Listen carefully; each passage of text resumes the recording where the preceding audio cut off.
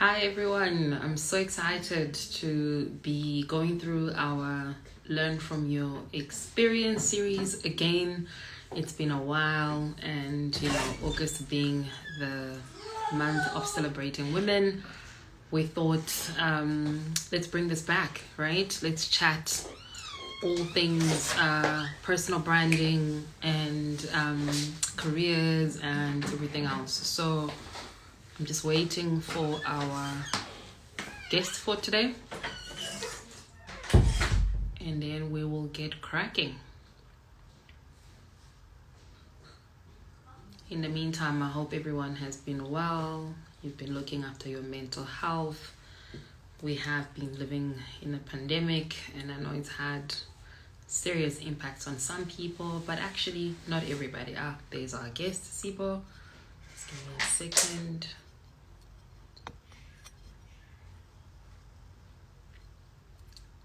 Just should be going live just now. Hey! Hello. Hey! Can you hear me? Oh no, is it my connection or is it yours? How are you? Can you hear me? Yes, I can hear you. Oh, you're buffering from my side though. Let's just see if we can get you. Okay, now I can see you proper. How are you?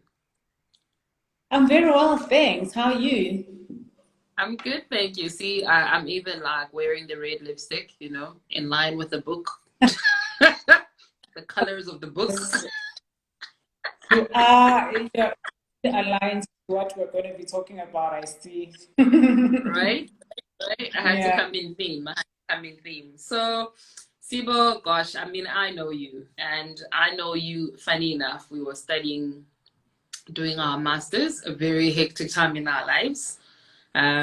Women, married, children. I remember all the stresses that we were going through, but I always remember there are a few things about you that just always stood out through those 2 years, and one was your faith.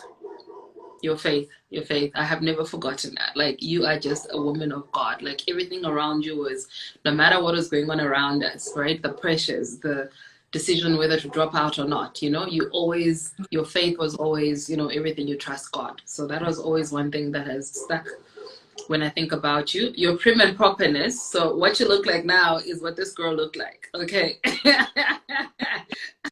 Studying, running around, always prim and proper, always in her heels. I also remember just your quality. You're just a very calm person. Your calm nature.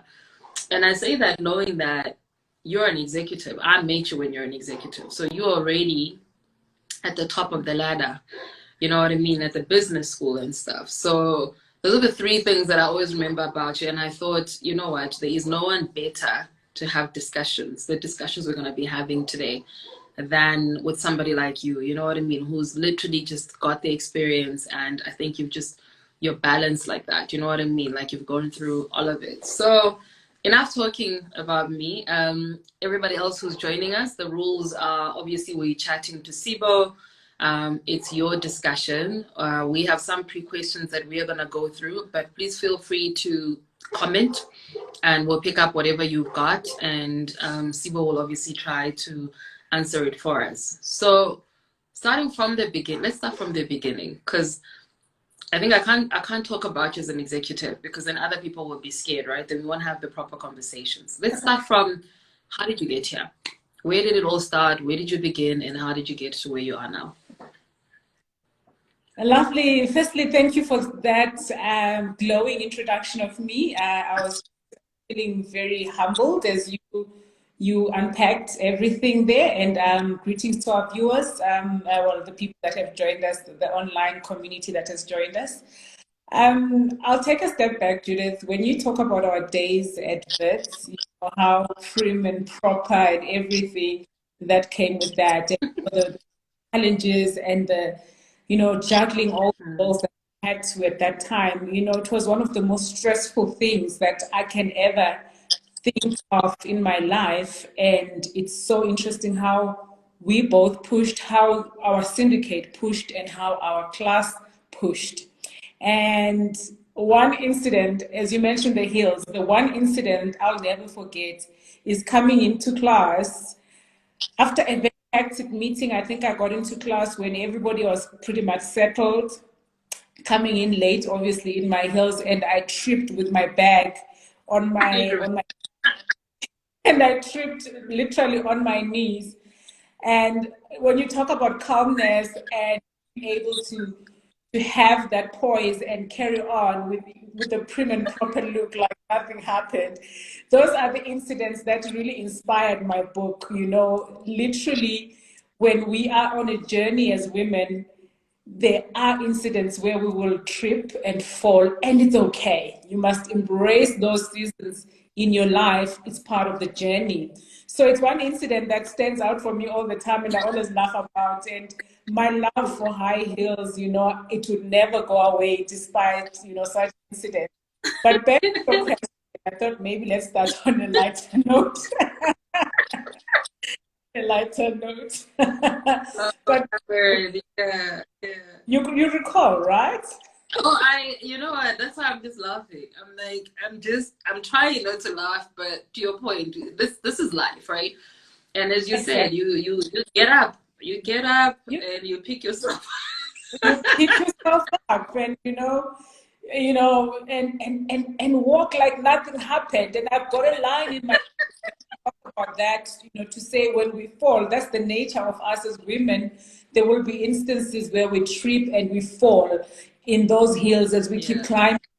But a woman who has a never die spirit will pick herself up that's it. and carry on with That's it. what she had intended to do, like nothing ever happened. You don't even look back. You don't even look to see who saw that. You don't. It doesn't Love matter. it. Just deal with the Love that. situation. I But love coming that. back to your question to say, how did we get here, Judith? Mine is a journey that I look back, and again, I always attribute everything to God. It's just been the grace of God. It's really God at work. He who began a good work in me, I believe, will see it to completion until the day of the coming of our Lord Jesus. That is my life story. I started off not even knowing I'd end up, in corporate. I initially was going to be a journalist, but I'm one of those people that are quick to notice when something is not for me. And Yeah, I studied journalism. I finished my journalism program, but by the time I was done, I knew that I'm not going to be confined to the newsroom. I've got another calling. I will get into corporate. And the journalism did come in handy anyway, because I'm now in the communications, integrated marketing communications space, and my journalism has proved to be absolutely, absolutely helpful for me. So I'm quite happy that I actually stayed. I stayed the course. I yeah, just listened to God as He guided me along the way, Judith. I think that is how I ended up finding myself, favor, if I may call it that. I'll sum up a very long story into a short one, where I had instances whereby I would find myself being called for opportunities which would not normally make sense, like being invited for a job by a big multinational company that I knew very well was based in Durban, and there was no way I would move to Joburg. But yeah, me being somebody that had so much faith in God, and I knew it was going to be a life-changing job, I yeah, had credentials going in there. Everything was seamless to a point that the company was willing to work around my schedule, to say, you know what, let's try out a commute arrangement for you. That's how it's yeah, been. Studying journalism, studying sociology at honors level, and then we met in the master's class at Vets Business School, where we were like, grinding as women in business, grinding as parents. And I remember, I think you were expecting at some point towards the end, meeting you at graduation, and you had a little one that you'd just given birth to. That's the life story of a woman. You're juggling so many balls at the same time, but you don't give up. You keep pushing. And that's that's it. been my story, Judith. And right now where I am, I'm in a place where PhD has had the better of me. Sometimes I sit and I ask myself, why did I even get myself into this? But the one thing that has inspired me to carry on with my PhD, Judith, is that the study focuses on women in corporate. I'm so passionate about that subject, having looked Oh, at my own and seen the challenges that have come through and the blood, the sweat, the tears. I was like, you know what, for the girls, I'm going to take this one. I want something that is researched that can help women in corporate so that the next woman doesn't have to go through the challenges that you and I have had to face. So I've really summed it up, and I hope I've been able to answer the question satisfactorily. oh, absolutely. I mean, there's a lot to unpack there. And I think that's the whole point today, right? To unpack all of these things. So, listen, your CV reads like somebody who is really, really busy. I mean, as you're saying, I was just reading now, 20 years, more than 20 years of experience in comms. You have pretty much worked for everything, right? From a corporate perspective, as you say, Unilever, Coca-Cola. I remember when you moved to Coca-Cola, we were all like clapping hands for you in the back, you know, Ford, Nokia. You're also working with the NPO for orphaned children. You're a mentor for Black females at Pakama Women's Academy. You know, and I suppose those that know me will be like, yeah, but you're also a busybody, right? But I have to ask the question, what does it mean? I mean, today we when we were kind of going back and forth on what we're going to be talking about, you kind of framed it in being more and doing more. So your CV is somebody who is doing a lot, right? What does this thing mean? What does being more and doing more mean to you? What comes to mind? That's a line that I keep chanting to myself. I keep chanting to people that I want to inspire that you should be more and do more. I always look at the people around me, Judith, and see how much time they have in their hands, how much potential they have in their hands, how much resources they have in their hands, and how much they are not using. You know, as you know, I'm a believer, and one of the big things that we have at the church that I go to is that one should die empty. When you die, that was one of the biggest things that Miles Monroe taught in his ministry when he was still alive. That the richest place is the graveyard because there lies unwritten books, unwritten songs, you know, undone research, you know, and done art that hasn't been painted because people are so afraid to do more and be more. They are so afraid to unpack everything that they have, that they've brought into this world. And as a result, they go to the grave having robbed people around them, having robbed communities of the potential that they carry. And when I use that line of be more and do more, that's exactly what I'll be thinking about, that I should never go to my grave still carrying some of the things I could have unpacked and shared with people around me. I want to die empty, like literally. If you look at someone like Shona Ferguson, that man is an example of somebody who died empty. He had emptied everything that he had in him to offer the world. Yeah. And a lot of people will say, but Yeah. he died young. He was very young. He still had a lot more to offer. And what I can say about situations like that, if God has given you 100 years to live, then Yeah. at 50, still very young. But if God gave you 25 years to live, at 20, you're very old. So it's not Oh, about the years yeah. in your life, but the life in your years. I hope I'm making sense there. So Oh, that is the yeah. of being more and doing more. Die empty, empty yourself of everything that you have inside of you. And it's so satisfying, it's so fulfilling because when you see the results of what you've shared with other people, how you've made other people better because of emptying yourself, there's nothing as fulfilling as that, Judith. Oh, yeah. No, I look, I share the same sentiment. I think if anybody knows me, I live my life. Hey, I'm all about living, and that doesn't mean, by the way, we're being irresponsible. That doesn't mean that when we say live your life and be more, that you're kind of living for today and then tomorrow is not happening. Therefore, you're not saving, and you know what I mean. You're not looking about what your future is going to look like. It just means Yeah. that moment in the day, you know what I mean. You are maximizing as much as you can, and that mean that there's not going to be any difficulties because we're going to discuss those now, you know. But it's just that even in those difficulties, even when you find that 1 minute to yourself, you know, you are, as you say, you've emptied yourself, you are happy with yourself, you're like, today was a good day, and you know, tomorrow is going to be another day. So I completely, I live by that line of being more and doing more. But I think there's a lot of balancing we need to do with those words as well. So you're an author. You wrote a book, Climbing the Hill on Heels. I can't wait to read it. I'm terrible. I haven't read it, but I love the title on its own.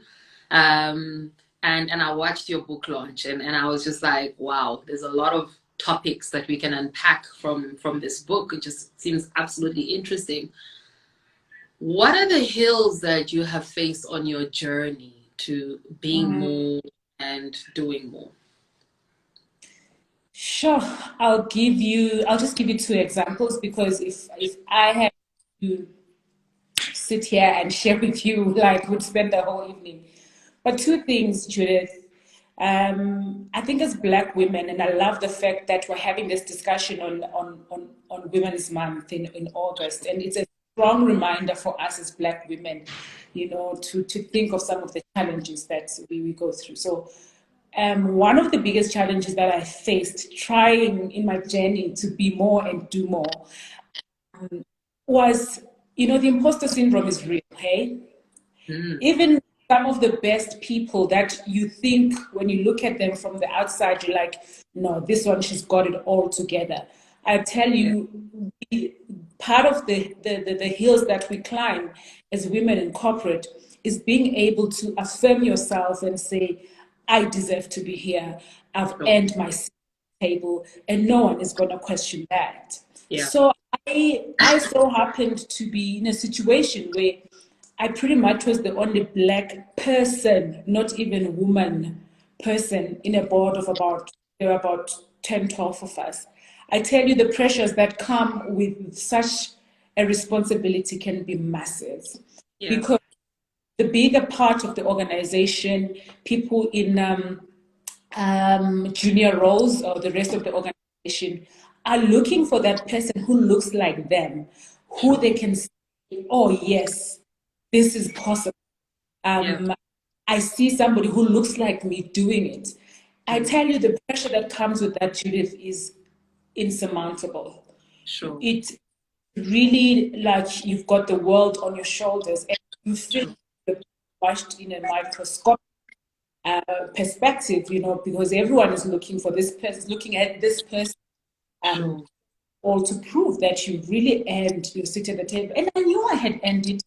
I brought the qualifications. I from a personal and academic and career experience point of view, I had it. But just the pressure, and you know, when you continually question yourself and doubt yourself, but with time, you know, one just learns to pull themselves together. It's not going to be a smooth journey, but you find that there are moments before you pick yourself up. The one thing, maybe already I can imagine the question would be, so how did you cope during such a situation? One thing really helped me cope is to have a circle of people that I knew had my back. Like you mentioned when we opened the call, that you guys were cheering on. When I was like, guys, I've now got an opportunity. This is where I'm going. When you have people that you know have your back and really believe in you, those kind of things go a long way. Those voices, those sisters that are cheering you on are the reason you get there, and you want to be your best. You don't want to disappoint the tribe. Much as it's pressure, for me it was good pressure, because pressure, yeah. It was good pressure, which made me say, hey, I've got my sisters rooting for me, and I'm going to do this. And once you have that circle of people, I knew I could call Judith and say, hey, Judith, we've got this kind of thing happening. work. Yeah. I know you're an expert in this area. Can you unpack this for me? And you'd willingly share that kind of information. So that was how I managed to climb that hill. The second hill, and this one, when I talk about it, I get so emotional. I hope this time around, I can put myself together as I talk about it. We talked about being mothers and trying to be individuals who want to, what can I say, make it in life, But at the same time, you've got so many roles that you feel. So in one of these roles, it's demanding and everything. And you've got young kids. And I think I'm speaking to the converted because you've got kids and they're pretty young. And you've got this glass ball to juggle. You want to put food on the table. But other than putting food on the table, it's your personal fulfillment that you want to have. That's it. Yeah, demanding job, and my son is doing very well at school. He's like so passionate about his sports. He's a young golfer, he's a young cricketer, he's a young footballer. And the one time traveling, I'm in a plane from one country, getting into the plane, going back to Joburg. And lo and behold, I meet one of the mothers from my son's school. And she says to me, she was a cabin crew on the airline. She says to me, now we see why there's no one to ever cheer your son when he scores the goals. This is where you will be. That broke me into pieces. My son is doing very well, and other parents can see this skill. Other parents can see this child who is always scoring for the school team and is doing so well, but for some strange reason, they never see whose child this is. Other mummies are there, other daddies are there, but there's no one to cheer for this boy. And that really broke my heart. So that was one hill of the mummy guilt, hey? Where you want to do all these things that you want to achieve as a human being, as a woman. And you also have these other responsibilities. What that taught me is that a lot of times as women, we don't speak up, corporates cannot help us if we can't help ourselves. That's it. Now, there's nothing wrong with telling your company, guys, every Wednesday afternoon, I'm knocking off early. My son got a cricket match. And you've got to stand in arrangement with your line manager. And you find ways in which you make up for that time. Whilst I blame myself, I think the system also made it look like you can't. You are a worker first before you're a mom, before you are a parent, before you are a wife. That is what corporate has taught people. But from that day on, Judith, I learned that I must speak up so that the system, if women like us can challenge the system to say, we are human first before we are workers, then we can influence, the things that happen in corporate so that we are able to raise children who are whole, who have parents that have walked the journey of infancy, of being a toddler and being an adolescent, and have present parents.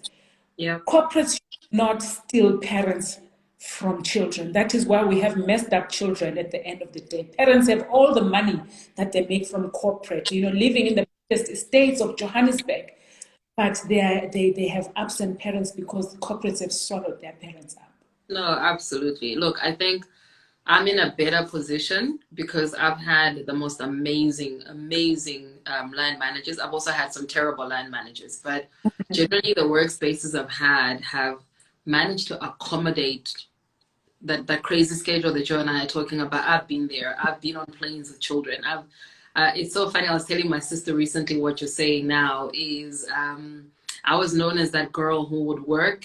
As you know, I'd be pregnant all the way to the end, doing my man, get it all been done with, And then on maternity leave, I would be so bored. I'd be like, where's the work? Can we do some work? And there was a time when our last company, a very big company, was going through some troubles. But not everybody knew this. Management knew that. We knew because you're having those meetings of pressure all the time. You need to go out, you need to go find business. If we don't, we're going to close down. If we don't, people are not going to get paid. And And I think my child might have been 2 months then. I was back at the office, you know, but working from home at my own time, honestly. As I said, I've had an amazing, great CEOs and managers. But it's funny you say that, because it's always the other woman who makes that comment, right? That is meant to break you. And I got asked that, like, your child is 2 months old, and here What? you are at the Yeah. office. What are you doing here? You know? And I said to my sister, it's so funny. At the back of my head, I'm going, darling, I am here to save you. Yeah. I am Yeah. here to make sure that I deliver on the work that we need to deliver on, so that we have money this Mm. month that we can pay you. Great. But from Yeah. where you're sitting, you're able to judge me and tell me that I have left a 2 month baby at home, and I'm at the, Mm. if it's something that I'm actually sitting there just doing for fun. You know what I mean? So to your Mm. point, it's sad that the mommy guilts come from another mom. I think it's important that somebody, or another woman, somebody does need to tell you, right? Because sometimes you've got a blind spot that you're running left, right, and center, and you actually don't know. But I learned from that never to judge people.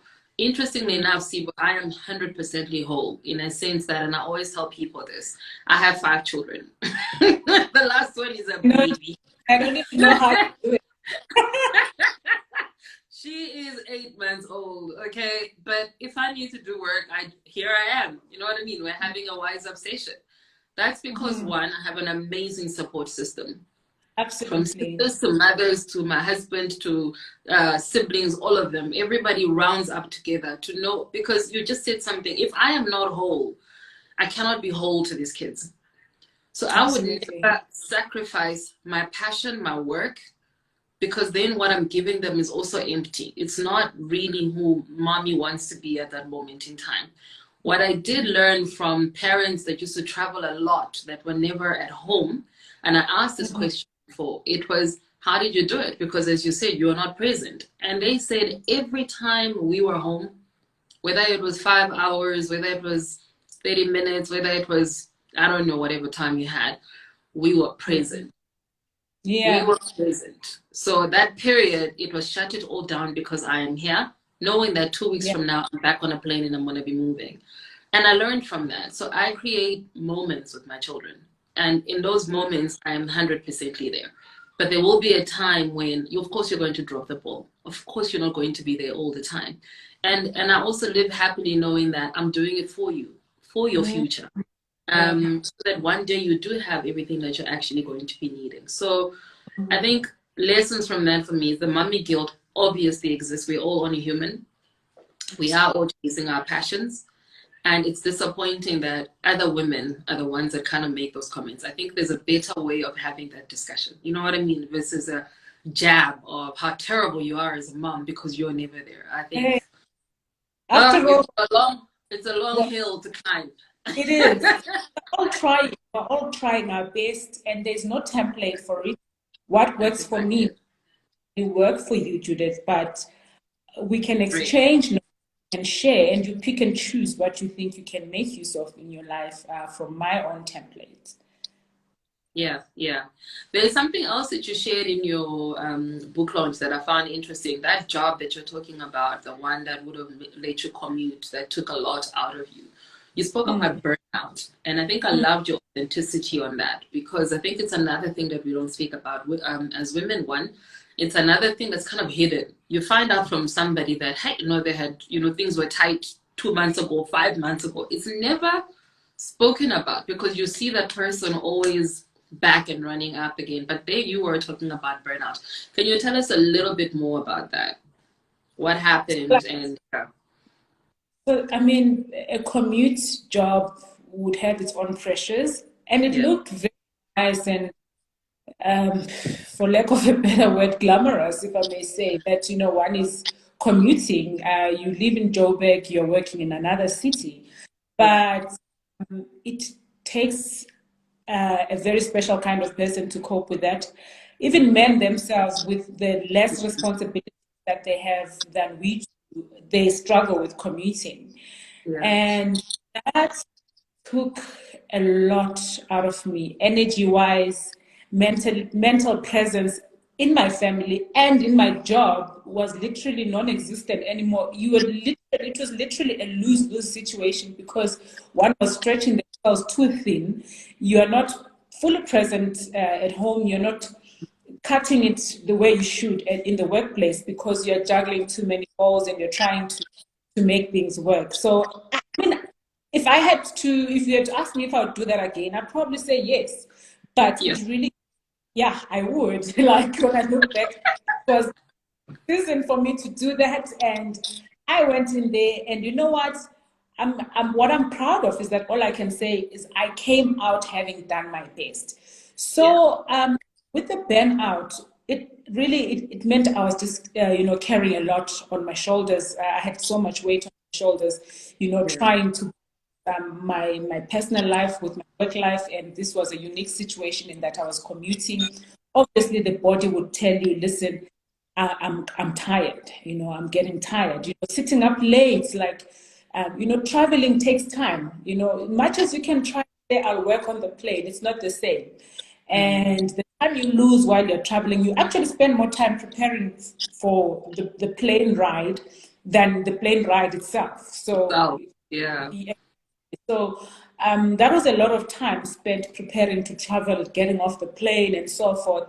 And you find yourself sitting up late, like 1 a.m., still finishing off presentations that you have to do the following morning at 8 o'clock. You have to be in another city, sitting in a boardroom, fully present and giving your best.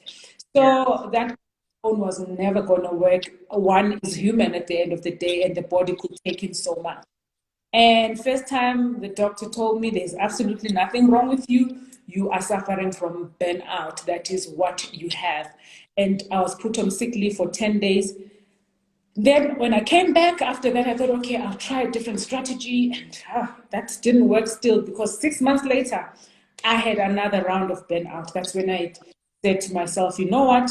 You've worked for a fair amount of time in this role. You've earned your stripes. Now you can wrap up and look at other options. Hence, I Yeah. say, if you ask me if I would do that again, I would certainly do it. Now that I look back, it was a very difficult season in my life, but I Yeah. came out a better person, more sharpened, more knowledgeable. I'm so grateful for the networks that I built whilst I was in that role. Up to today, those networks still work for me. That's beautiful. And there it is again, you always finding that positive, no matter where you are and where you're being placed. And yeah, burnout is real, as you're saying. And I've had this conversation with my sister because this is also about talking to young people, right, that are climbing up and what they need to learn, as you say. So already it's been speak up, or we women at the top need to speak up so that we can help everybody else. That's one. And I think I said in the job that we had, because eventing is ridiculous. Eventing, there's no sleep. We weren't sleep. I don't even know what sleep was. When you've got an event, a festival that we were delivering at some point, the rule was no sleep, guys, because if you sleep, you're going to crash. So we Sure. would work, like, I think from 7 in the morning, we're up until 2 in the morning, knowing that we have to be up again 7 in the morning the next day. And it gets worse. But what I loved about the company we worked with is you were forced to take a duvet day. There was like, it was not even negotiable. 2 days. Like, you are going to shut down. You know what I mean? Yeah. Immediately after the event, please apply for your duvet day and go away.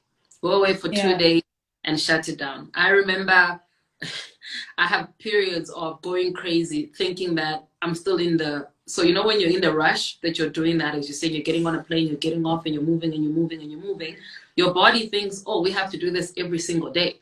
So, what would happen Yeah. is I go through the period of pressure. My husband would have to wake me up the next day and say, you're not at an event. It's okay. Because I'd wake up in panic, like, oh, we have a launch. Like, Oh you my have finished goodness. the job. There is no launch. So I learned from that as well to go away immediately after such a pressurized moment to go see a new thing so that my body goes, oh, okay, we're no longer at work. We are now, it's over. Whatever we had to deliver actually has to, it's gone because the body has to shut down, as you're saying, the system in a positive way and not in a way that actually lands you in hospital. So burnout is real. It is. It's It real is. for everyone. And as you said, You know, it Yeah, it takes a toll on people. So in your story of this burnout that you'd go through, and then as you said, you would then quit this job. And this is based on the interview that I was watching. And you had no plan at the time, and people were asking you, are you sure about this? The usual corporate question. Do you have a plan? Why would you leave this amazing job? What are you going to be doing next? You mentioned that it was time for you to leave, but I think I was interested in the fact that, as you said, with your faith, in December, I think you had 3 job offers. Yeah. How did you decide on which one to take? Is what I kept asking myself when you're telling that story. 3 job offers, and they're all after you. Yeah. How did you decide? How did you decide? That stressful time, would you believe, in my life? I remember, if you remember watching the launch, that one of the companies actually sent their offer on Christmas Day. On And, Christmas. people, yeah, people were having fun on Christmas Day, and I'm busy stressing.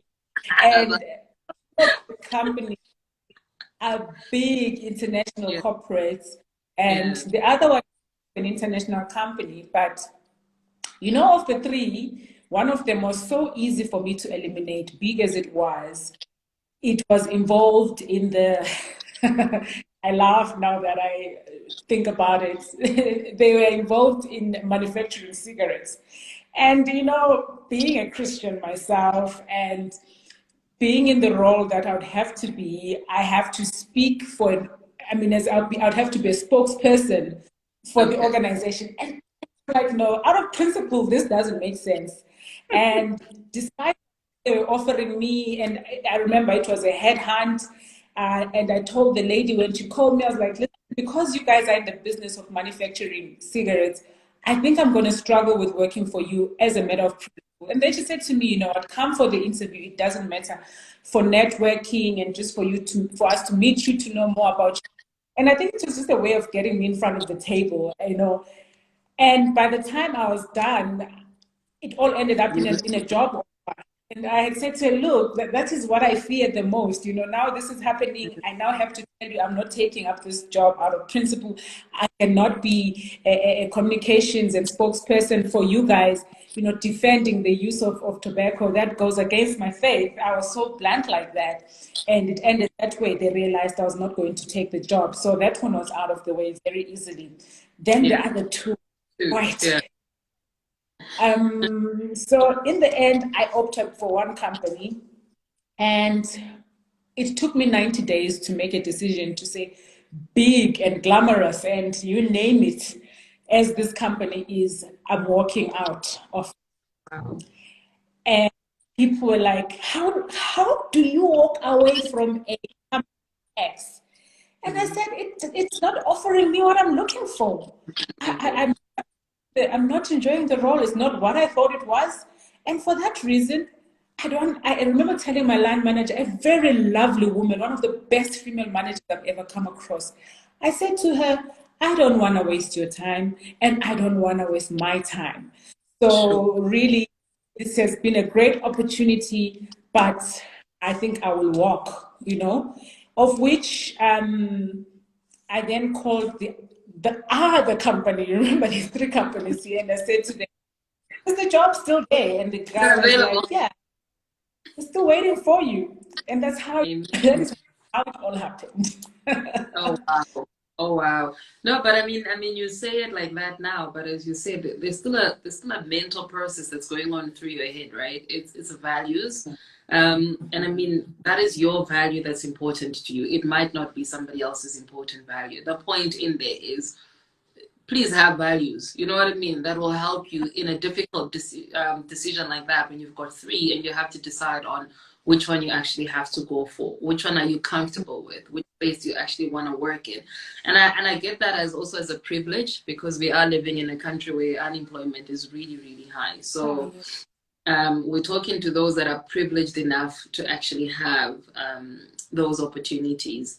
So that's the dream job. We've spoken about that. I think we've kind of spoken about balance. Balance is we've had a conversation about this. You can't give 100 here and something is going to fall somewhere. It's always going to happen. It's just about, you just have to figure out, you know what I mean, as you're going in life. Not really. I think all of us are searching for that, and it doesn't exist. It's that rule of economics, you know, that something you're foregoing something at this moment, in this minute, you know what I mean, that you could have been doing as well. But you just have to be happy with what you've actually chosen at this moment in time. And then, so there were some key lessons that I then heard you, and I don't want to give away the book because people have to go buy the book, right? But there were 3 areas or 3 steps that you kind of went through that I'd like for you to just kind of take us through an introduction of that. I think you spoke about, I love the line of dare to leave the foothill. So you spoke about a foothill, and there was another level, and there was another level of the 3 levels or the hills that you'd actually have to climb. Can you take us through just those levels at a top level, obviously? Absolutely. So when you leave the foothill, that is the bottom of the foothill. This is where all of us begin, where there is nothingness, where there is just you being born, you don't have no skill, you've got absolutely nothing. You must be brave enough, you know, to step out of your comfort zone and don't be content with the bare minimum. Don't be content with the template that you're born into. We grew up being told a woman can get into certain careers and not other careers. Sure. But when you dare to leave the foothill and take it as, and when you ascend, you know, when you are now mounting that hill, you actually then realize that, you know, this is doable.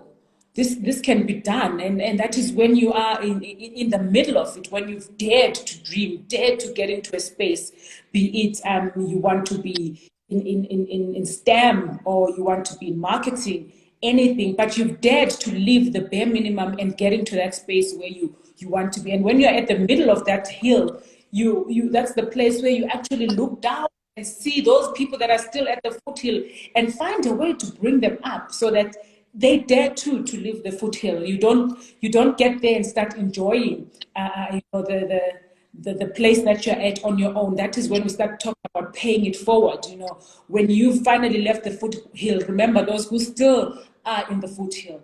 Then when you ascend the summit at the top of the hill, you know, the numbers get fewer at the summit. You know, the women are fewer up there.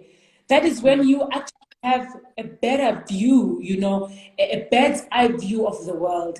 And that is where you also look down and look at your sisters in the foothill and those who are in the middle of the hill who are climbing, and you bring them along. And this is where you're making decisions as far as even policy issues are concerned. You're making those life-changing, groundbreaking decisions that are going to impact the entire sisterhood. And hence, when I'm talking about my PhD, I was like, why have I even done it? But I strongly believe out of that researched academic body of knowledge that come out of that research, you know, one is able to influence policies. Companies will be able to change certain things and ways of working because a sister decided she will do a research, you know, around how women struggle in corporate, and companies will see, okay, we've got academic insights, we've got academic evidence that these are the things that women struggle with. Therefore, let's change human resources policies and craft the way. That is what women who have summited ought to do, you know, be that kind of influential person who is able to turn it around for those who have not even walked the path that you. Yeah, sure. More pressure, hey. More we go looking for this pressure. You know, and I think I love your comment about would I go back and do it? Yeah, it's like, it's so funny. You go through it, you get out of it, and you look back and you're like, of course I'll do it. You know, I've had this discussion with my sister where I'm like, I'm learning the concept of rest, right? Because again, I've been doing this all my career. It's just been moving, keep it moving, keep it moving. My own rest ideas, you know. But interestingly enough, this year and COVID, it took COVID to actually teach me what the word rest means, right? And exactly. And I get asked, oh, so you're resting? I'm like, ooh, let me just explain that rest to you. You will still see me going up and down. I haven't, Judith is Judith. Like, that's just who I am, you know? but now I'm smarter about what I do. So it's that thing that you're saying, you learn as you're going. You don't have all the answers. I don't have all the answers. But what I do know is that the lifestyle that I live and the passion that I have and the things that I do require me to do a lot of up and down. But now I'm just like, let's be smart about this resting idea. Let's bring in a few things. Let's bring in sleep when we can, because there'll be a time when we can't. As you're saying, we're working until 1 a.m. Because we have to deliver on something. Let's bring in devotional moments for you, and that could just be the first 5 minutes of your life. You don't have to take the full 1 hour. And it's the whole concept of self-care. And I don't want to get into that because that's a big topic on its own, because we'd have to unpack it. But self-care, not from, I was speaking to the young people who are like, it's become a trend, right? It's become a trend on social media where people show that they are at a spa because they are self-caring, or or they're taking a long bath because I'm doing some self-care, and I loved their perspective, which was, self-care is not just that. It's not about showing off and, just saying that this is what I'm doing. It's a holistic view of yourself. And the key element that you actually need to look after yourself. Which leads me to anxiety. Now, you're an executive, as you said. You've climbed up that hill. You really have climbed to the top, honestly speaking. You sat on boards now. You know what I mean? You work for big international companies, and there are a lot of young people that are struggling. They are anxious, you know what I mean? And that they could be at the bottom or in that middle, as you say, and there's just not a lot of people at the top, honestly, especially Black females at the top, that can actually help you with the struggles that you're going through. What's your advice to those young people right now? I think the advice that I would give young people is that when they get into corporate, let them not be disrupted by the bling and the glamour that comes with certain roles of people who've been in the game longer. Stay in your lane, build up to that position. You don't know the amount of work and sacrifice that goes on for people to get to where they eventually get to. So one of the that I've seen in corporate is that when Generation Z comes into corporate, they are so entitled. I'll be very brutal like that, very demanding. They expect to get the best, like they're expecting executive salaries. I'm not saying allow companies to cheat you when it comes to remuneration and other perks that come with your role. I'm just saying be realistic. This sense of entitlement can actually be a career limiting thing for a lot of our people, to a point that people who potentially accelerate your career by sponsoring you, mentoring you, they're just generally put off by the whole entitlement thing. And the chip that you come with on your shoulder, oh, I'm from a disadvantaged background, I therefore expect that I be treated in this way. Guess what? Those days are truly, truly over. If you are born in 1994 and after, really, you have no excuse. You must bring your best to the table. No excuses. Work hard and earn your stripes. That's the one I would emphasize. This whole issue of get in there, do your best, and the rest will fall into place. Secondly, to flip the coin is, don't be modest in a way that is unhealthy. Promote yourself. People sometimes get too modest. Don't buy into that concept of saying, if you talk about what you're capable of doing, what you have achieved, then you are sort of over promoting yourself. As Black people, I think we struggle with that. There is a difference between being arrogant and being confident. Be confident, absolutely. Be confident, exactly. Don't be shy about what you've achieved, because those are the things that help people to get ahead in corporate. Some of our Black youngsters are not necessarily from backgrounds where the parents are in corporate, and they don't have a template to follow or a reference point, any reference to follow, because they haven't seen it happening in their homes. It actually reminds me of a young girl that I met when I was in one of these big corporates, who said she was overly weighed down by being a different person. When she walks into the grounds of the company, walks into the offices, she assumes this new personality, even had to give up her vernacular name and opt for the English second name so that she fits in. You know, be authentic. That's my third point. You know, be authentic, be yourself. Don't try and emulate or simulate personalities that you're not. You'll easily be caught out in the end when you're not authentic. Be yourself. Be proud of that background that you bring. You know, if you grew up in an impoverished place, talk about it with pride. Be authentic and don't assume a certain picture or persona that you're not, because that will weigh you down and you'll be easily caught out. So 3 things, you know, lose the entitlement. It's not going to get you anywhere. Yeah. Work and speak about your achievements and your capabilities unapologetically. Don't let anyone dim your light or shut your voice. You be able to talk about what you bring to the table and what you stand for, and lastly, be authentic. Be yourself. Bring your best version to work, and you're bound to succeed. Have you noticed I'm doing more shaking of head than talking? That's when somebody just, you know, I want to touch a little bit on that entitlement because I'm looking at the time. I think we need to unpack that a little bit more. So I'm a millennial. It depends on whatever age group, whatever, and which study you're looking at, okay? But I'm a 1980s baby.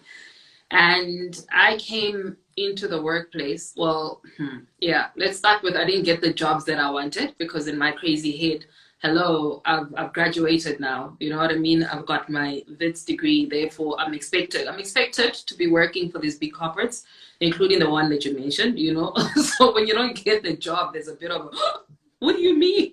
This is supposed to be my career. So that's an entitlement. It's I have a degree, I've worked very hard, I expect this job. That was entitlement number 1. Then get into the workplace and it's of course I've got a degree and I'm going to work hard and therefore I expect XYZ to then happen, you know? And funny things happened to me in the workplace where it was very quickly brought, as you're saying, down to that's just not going to happen. Not like that anyway. To your point, there's 2 sides to that coin. I don't regret, it's a confidence thing. I don't regret walking into corporate and being very clear of this is what I'm looking for, this is where I'm going, please tell me what my KPIs are and I'd like to meet them. I know many people that don't like me who said that I was progressing way too high. You know what I mean? In 3 months when they had been in the position for 4 years or 2 years or whatever the case was. I was like, that's your journey. This is my journey. Exactly. But to your point, I put in the work. And that was always my thing. And everybody who knows me, I always say that. Let my work speak for me. If you're able to say that I didn't put in the work and I was being entitled and I just wanted to get to position B, let's talk about that. Let's have that conversation. If you want to talk about, the favorite line, you're BEE, previously disadvantaged and female, and this is why you are getting where you are, again, my work speaks for me. Will I use those tools to get me to where I need to go? Absolutely. You're looking for a black female, here she is. But are you going to get a weakness up? No, you're not. Because when you're going to give me the work, you're going to get the thing that you need from me. You know what I mean? So I just think we need to unpack that well enough in the spaces that in this case, we're talking about black females are coming in, that is male dominated, that is threatening because it's something that they actually don't know, that then does this to them. You know what I mean? And then become what I call workers. I think in South Africa, we breed workers. We train people to be workers. They must be like this, and then it must be like that, and it must be like that, and it must go through the journey. So as you said, they lose their authenticity. You mold yourself into this thing you have to be in, you know? It took me working outside of the country to come back and say, nah, I'm not doing that. To your point, I'm confident about who I am, what I know I'm capable of, and that's what I'm going to be pushing. So it's a whole thing that we need to unpack, especially for the young people. On entitlement. Entitlement is walking into a space and saying, this is mine, I deserve to be here. Yeah. But putting in the work and walking, running before you've walked. or you know what I mean, or you're missing the falling phases. So I love young people. I love them. I love them with their arrogance, with their all of bring it. You know what I mean? I've hired people that I'm just like, yo, this one is going to be a problem, you know? But I think my sister also mentions this very well, Asante, which is all about we gotta train people. Yeah. Sibo, we gotta train people. We gotta train young people. We gotta explain what this entitlement thing is and why we're talking about it. Because we've managed to go through all of it and get it to the top. You know what I mean? So we understand what management talks about. We understand what the board talks about. You know what I mean? That's the conversation we're not having because there's not too many of us at the top to tell us why these things are actually a problem. And this is why I appreciate this coming from you, because you have literally worked, as I said, at every level all the way to the top. You know, you've climbed the hill as per your book.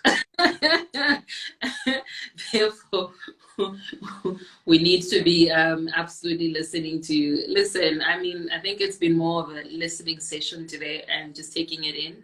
I'm looking at the comments. It's more smileys and more, you know, loving faces than anything else. I think what we need to know is, where do we get this book, man? Climbing the hill. Hill. Yeah, so you can get it on Amazon. It's there on Amazon, or we also self-market. So one can just pop me a message on Instagram, Facebook, or even Twitter. I've got the same handle on all platforms, on Instagram, Facebook, Twitter. The handle is the same. It's Sibo_Dube.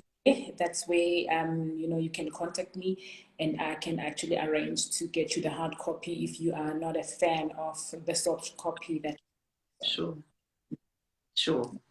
Thank you so much, Sibo. I don't know if you've got any other. I mean, you've given us the 3 things that we need to deal with. Any parting shots? Well, my parting shots are that, you know, in this era of COVID, where people thinking there is less opportunity, in every challenge that comes our way, there is an opportunity. This is actually the best time for anybody to show their skills, you know, to show their best. You know, I was speaking at one platform recently. I said, if you're in the comms marketing space, this is your season.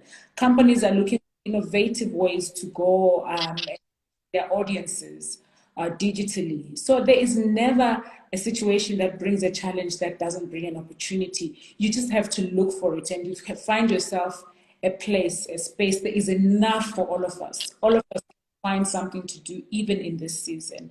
And another way of identifying your area of expertise, your area where you can actually flourish. Look at the things that keep you awake at night. Look at the things that make you angry. That is where the space and the passion is for you to occupy. So look harder within yourself, look around you, think about those things. You will definitely flourish in a season where everybody is speaking doom and gloom. That would be my parting shots. I introduced her as a girl of faith, and she exits with a girl of faith. Thank you so much. This has been really valuable. To your point, you can find her on @Sibo_Dube, yeah? Sibo_Dube on all her platforms. She can get the book to us if we just DM her. And then this will be available on our platform as well as on YouTube for those that actually missed it. Really insightful session. Thank you so much. It's awesome to see you. And we, as you said, we're rooting for you, girl. Keep climbing. Thank you so much. It's been a nice reconnect. It's been a nice, you know, get to. I really, really appreciate you. And I hope the people that are working with you really value the person that you are, the gem that you are. Inside the knowledge that sits in you, I hope they're maximizing on that. Oh, thank you so much for that. From one girl to another. Thank you. You take care, and God bless you abundantly. We'll chat some other time. Thank you so much, Sibo.